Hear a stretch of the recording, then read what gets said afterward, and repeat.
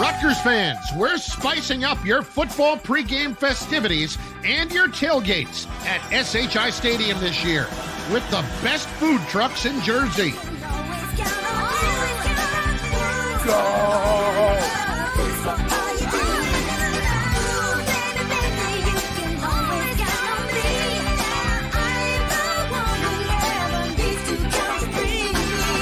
Join us.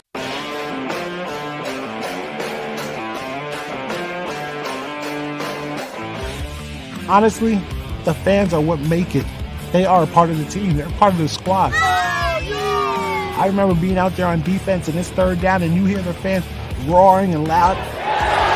And then when you score a touchdown, everyone's celebrating, dancing. You hear the horns going off. You hear the cannon blowing. That's what it's all about. And it's the fan atmosphere that's creating these special moments. What a scene. What a night. What an atmosphere.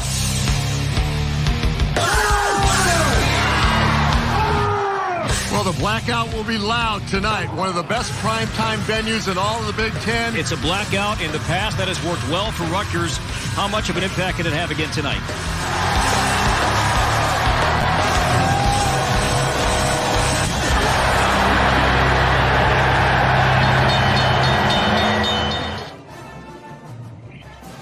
Welcome, everybody, to this week's edition of Chop Weekly. We are all getting ready for an early Black Friday. This coming Friday night, it is Rutgers hosting Nebraska at SHI Stadium. It's a blackout at the stadium. Wear black as Rutgers gets set to take on their third Big Ten foe of the year and their second home game against the Cornhuskers of Nebraska. Chris Carlin alongside our old buddy, the Rutgers Hall of Famer. That's Eric LeGrand, who joins us right now. E, great to see you. How are you? I'm doing well, Chris. Doing well, Chris. Getting ready for this week. How are you? I'm great. The Scarlet Knights come in this week at 3-2 after taking the loss over the weekend at Ohio State at the hands of the Buckeyes. And we saw some good things in the game the other day, especially early, getting points off of turnovers in two different situations. You've got an exceptionally talented team and deep team on the other side. But Rutgers, I think we saw some good things in what was going to be a tough challenge to begin with. It was nice to see Rutgers be able to convert with a touchdown off of a turnover in those moments, especially when you go look at later in the season. You're going to need to convert touchdowns after turnovers, and that was a big moment for the Scarlet Knights to go up 7-0 playing against the Ohio State Buckeyes. We know what that challenge is, so being able to get that confidence early in the game was very cool to see. But somebody really emerged to me this game, and I thought that he would get a lot of the carries because of his size, and that's Samuel Brown. Big running back, was very strong, handled the ball really well. He looked like he was getting 5 to 6 yards a clip. So I'm excited to see now as he starts to, the season starts to go on, how many more carries he starts to get, because he impressed me. He looked like he belonged out there with all those Ohio State players.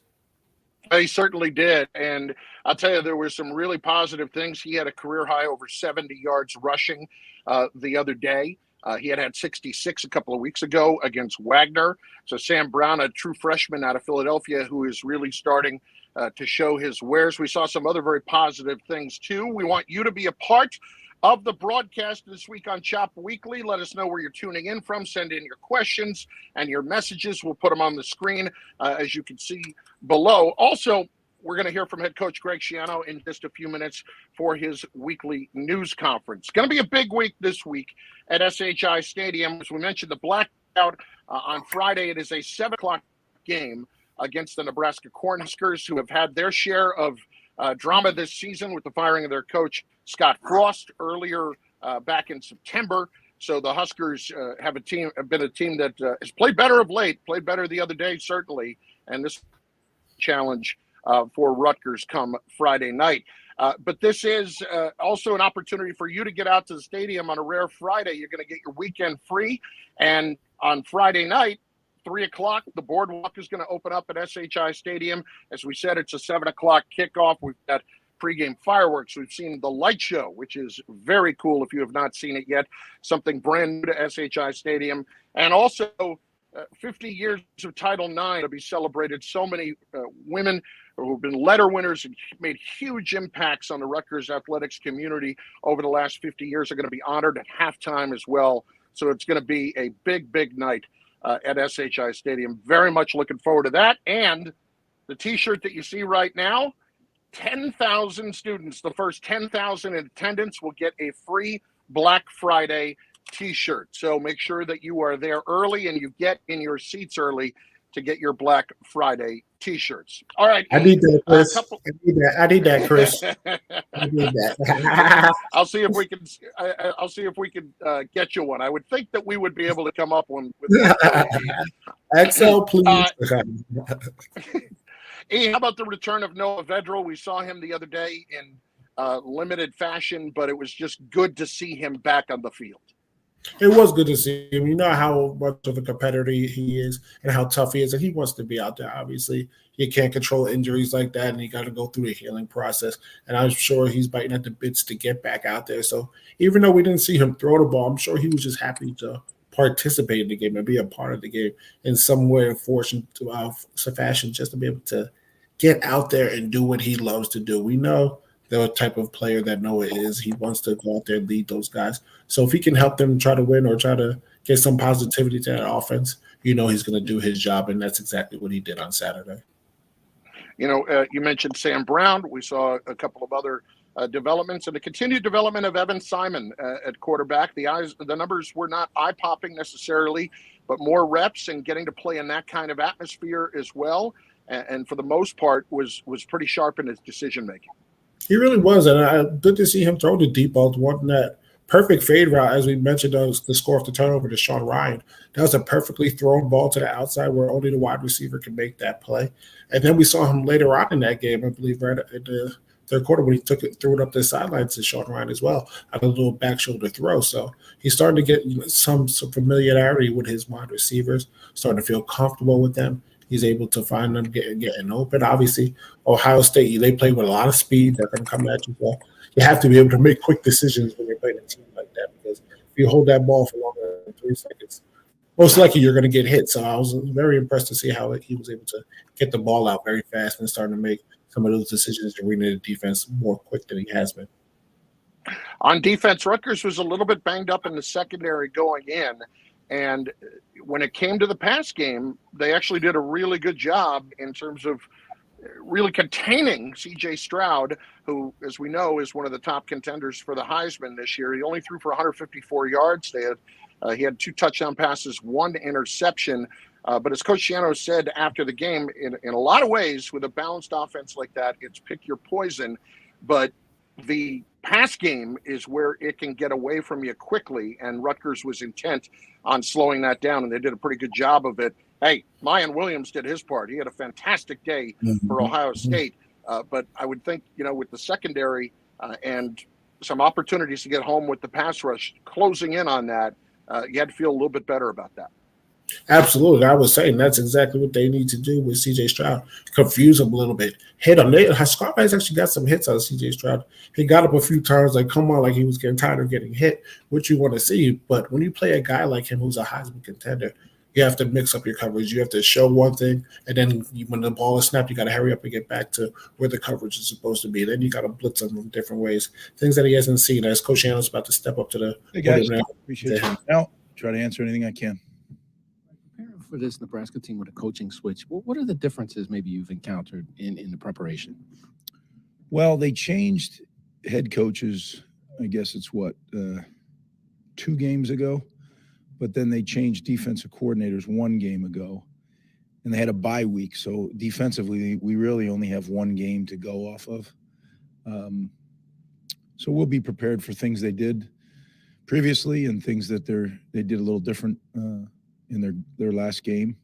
Offensively, the offensive coordinator was there the whole season. Coach Whipple, established coach over the years, NFL and college, excellent coach.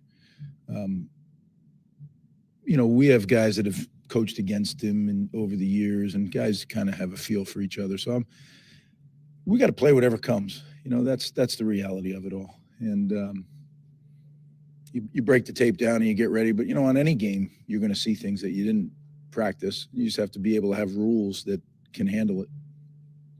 Just with Evan, I mean, what do you kind of feel like are the biggest steps that he's taken forward since being in this expanded role? And then on the flip side of that, what do you feel like is the next step for him to achieve a higher level of consistency that he's, still working on? Yeah, good question.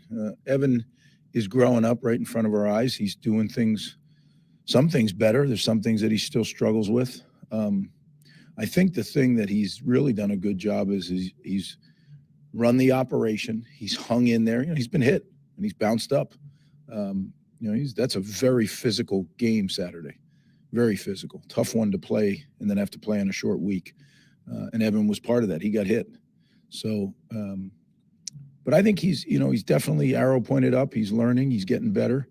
We'll just see how it all fits together. In the quarterback, who's available, how it all fits together. Greg, a couple availability questions. What with Aaron? Have you heard anything from the Big Ten or anybody about a potential first half suspension after he got ejected? No. Do you anticipate him being available to this point from someone? Yeah, as of now, sure. And any of the guys that missed the game on Saturday, Desmond, Shaquan, Robert, Gavin, do you have any idea of whether they'll be ready? If any of the guys will be out for sure? Just any of their statuses at this point? I don't know anybody that's out for sure, but I don't know if they'll be ready, especially on the short week. It'll be a challenge. But they're getting better. It's just a matter of there's getting better where you can get back to practice, and then you have to practice before you can play. So it's all going to be a timing issue. Greg, you guys are only averaging 1.25 offensive touchdowns per game against FBS opponents. What would you say the biggest obstacle is for the offense just to score more points?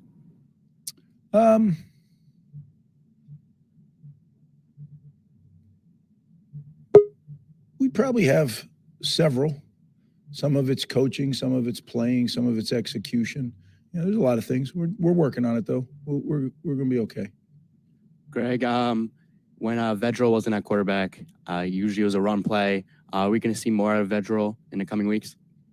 Hopefully. I mean, if he continues to get better, we had a specific plan for Noah in that game, things that we felt he could do. Part of working his way back to being full go is the games, right? So it's literally practice, rehab, and the games. And there's things he can do, so we're going to use him for the things he can do. And the things that right now he struggles with, we won't do. But I think he's getting better, so hopefully pretty soon he'll be back to being able to do everything he's capable of. Talk about the progress of Sam Brown and what's enabled him to have so much success so early. Well, Sam is a very talented young man, and he works extremely hard. From the day he stepped foot on this campus, he was not an early enrollee, and he stepped foot on our campus in early June, I guess it was, and has just been attacking the position, attacking the job. As far as learning, he's a sponge. He's physically gifted, and I think he feels very much in place. It's not too big for him. So now it's a matter of how do we work the rotation and utilize every guy's strengths, because I do think they have unique abilities, all of them, and I think there's a place for all of them too. Very good. Touching on Bobby's earlier question, Nebraska fired Scott Frost after 2 weeks last night. Wisconsin fired Paul Chryst. That's 5 Power 5 head coaches fired in 5 weeks. Do you have any thoughts on the current trend where it seems like really their coaches are getting fired earlier in the season and buyouts are really not taken into account? I think Paul Chryst had a $10 million buyout or something like that. Do you have any thoughts on the trend of Power 5 coaches getting fired earlier in the season? Not really. I mean, I kind of stick to our own program, but Paul's a friend. Paul's an excellent football coach and an excellent man. So I only wish him the best. Any further questions? Okay, guys, thanks. All right, that's Rutgers head coach Greg SCHIANO in his weekly news conference as Rutgers prepares for Nebraska this coming week. And Eric, one thing that we know is Nebraska is, as we heard about with Scott Frost, they have been through it, but they haven't really changed a whole lot with what they do, especially on the offensive side. And when it's Nebraska, that there's going to be a lot of talent on that team. Absolutely. The Nebraska team, yes, they may not be the Nebraska that we knew back in the day, but they have talent out there. And I was watching the Nebraska-Indiana game the other night, and they can make explosive plays. They can challenge you. They have a mobile quarterback who can make plays with his feet as well. So the Scarlet Knights are definitely going to have a big challenge ahead of them, stop them. But I believe that they can step up to the plate and be able to play with this Nebraska team. Obviously, they're playing inspired football because of their new coach, and they're trying to go out there and, make it the best that they possibly can for that situation. But on the other side of the ball, Rutgers is growing. They're getting better as well, and they line more up with another Nebraska team where they can actually go out there. I think they can impose their will on this team if they really get in sync on that offensive line, moving their defensive line.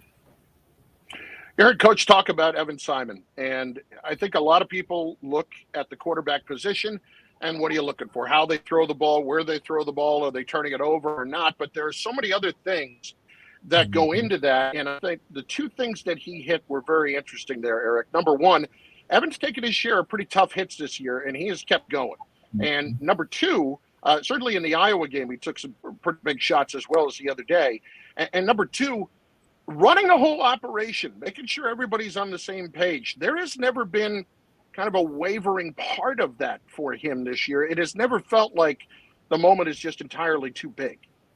Yeah, and he's not the biggest guy out there, and he's getting hit by 300-plus pound men that are running through him, and he's just getting back up. And as you said, not being wavered at all, being able to line up and set the next play, get the play. And that's one thing that's in his progression now, from being able to get everyone aligned and knowing their assignment, and then Al going out there and executing. But also the next step is to start understanding defenses better pre-snap, see what they're doing, and being able to then make adjustments to it.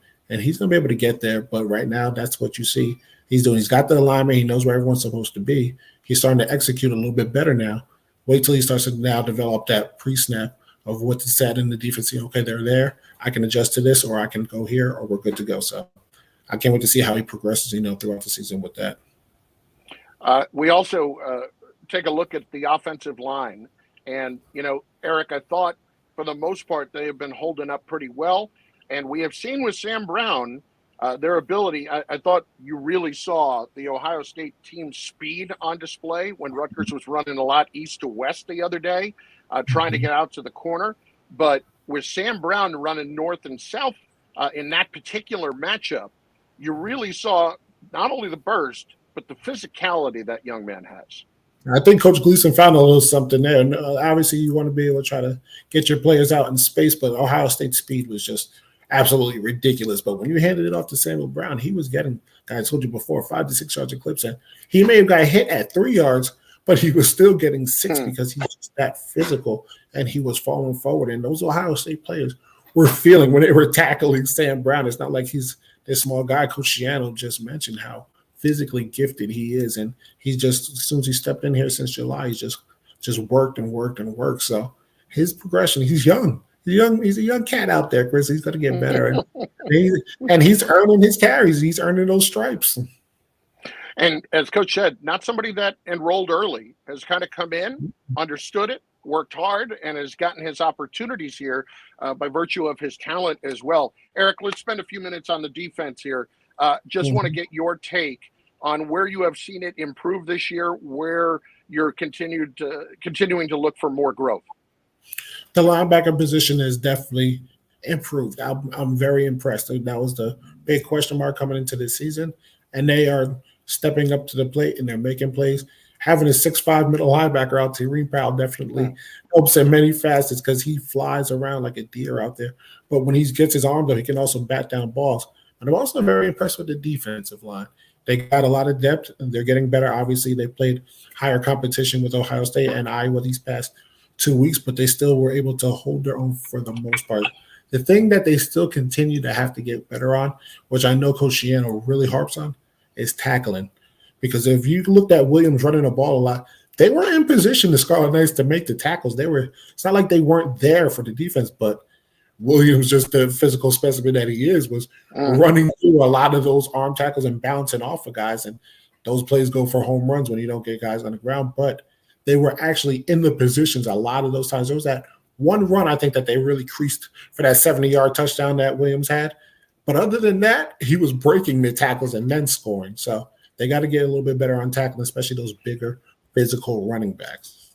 I mean, Coach mentioned this during the pregame the other day, that Ohio State going in was averaging per game 143 yards after contact on offense. So you saw that certainly in some spots the other day. But as far as Rutgers now moving forward, Eric, you've got a chance here. Not only do you get a bye after this coming week, but you'll also get a little bit more of a bye, another half day or so of an extended break by virtue of playing on Friday night. Short week here, biggest challenges for Rutgers to get ready with one fewer day to do so. Healing the body, honestly. Usually your Mondays are your off days. That's where you usually get to just focus on some other things like school, getting caught up on your work there, and then getting the new game plan in so you can study it. Now they're right at practice, getting ready to go for the next week. So it's a quick switch. That Sunday practice of going over things now turns into a Sunday/game plan after fixing corrections as well. So it's not an easy thing to do because you lose a day.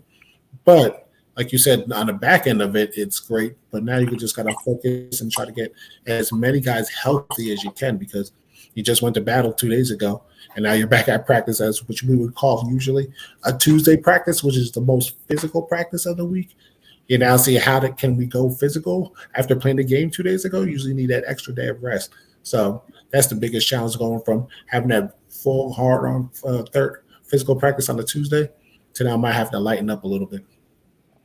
Well, it is a Friday night game, as we said. It is a 7 o'clock kick at SHI Stadium, and it is a blackout. First 10,000 students in attendance at the game will get blackout T-shirts, and we encourage everybody to wear black in attendance on Friday night when Rutgers takes on Nebraska. 3 o'clock, the boardwalk will open up for families and kids to go and have fun. It's an awesome situation. You've got entertainment, you've got special guests, you've got the rides. I saw, obviously we see the big Ferris wheel there the other day. It is great. All the food trucks you can imagine. If you haven't checked it out yet, by all means, you've got to do just that. And then there's pregame fireworks. There's everything this Friday at 7 o'clock leading up to kickoff between Rutgers and Nebraska. So looking forward to the Scarlet Knights trying to pick up their 4th win of the season and their first Big Ten conference win of the year. Eric, we'll see you on Friday night, buddy boy. I can't wait. Dressed in that all black, baby. We'll be wearing it too. It is Rutgers in Nebraska Friday night, 7 o'clock at SHI Stadium. Be in the stadium early, and go RU.